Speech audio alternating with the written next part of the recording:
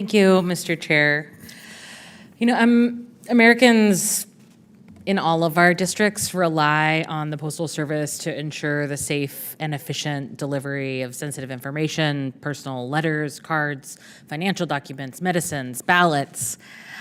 And regardless of where Americans might live, the Postal Service, as we all know, has a legal and universal obligation to, quote, provide prompt, reliable, and efficient services to patrons in all areas and shall render postal services to all communities. Unfortunately for Americans living in rural parts of the country, like Queets and Elma and Quilcene and the Key Peninsula in my district, this is a far cry from their lived reality, partly due to postal-related crime. Despite the recent collaborative efforts from the Postal Service and Postal Inspection Services to combat rampant mail theft and crimes targeting letter carriers, postal-related crimes continue to disproportionately impact local rural communities in my home state. In Washington, mail theft has spiked, and more letter carriers are being attacked on the job. Since last December, West Seattle has reported multiple cases of mail stolen directly from delivery trucks. In Spanaway, a carrier was robbed at gunpoint for his Arrow key, which, as you know, is the universal key that unlocks mailboxes and cluster mailboxes. Inspector Donahue and Mr. Rothstein, what are your respective agencies doing to address the violent attacks on carriers in communities like mine and across the country? So first, in regards to your community and every state, the Postal Inspection Service has postal inspectors located across the country in nearly every state and also in our territories. And we utilize those personnel to respond to attacks on employees, to investigate those cases, and to bring those responsible for it to justice.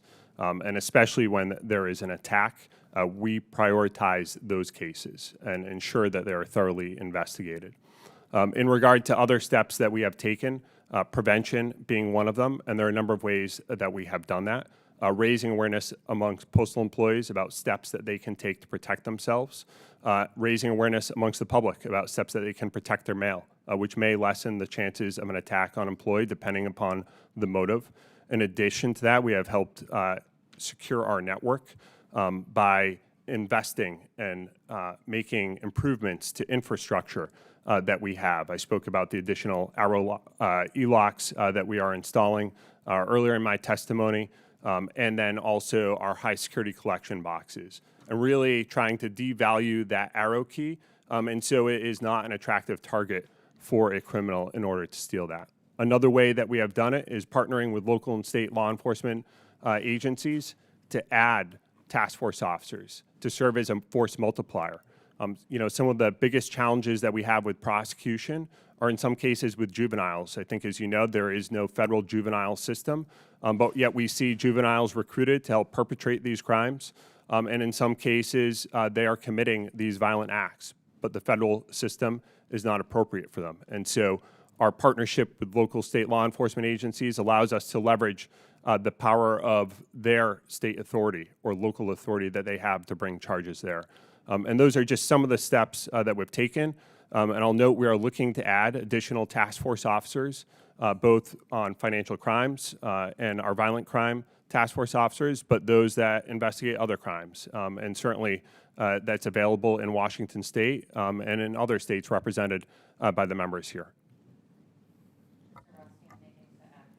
Yes. I would like to state that, again, the primary responsibility for investigating violent crime against a mail carrier does lie with the inspection service, but we do at the OIG work violent crime cases. Quite frankly, I get an incident report every time that there is violence done within a mail facility or done to one of our carriers, and it gets to my desk. And I hear about that morning when that happens.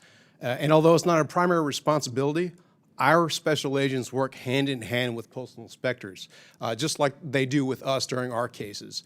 And especially if it is a violent case where we're asked for assistance, Our special agents will roll out there, do surveillance, help with the arrest scene, and if I ever hear that our agents decline an offer to assist with that, I'll make corrective action in that, because that's simply not the way that we roll.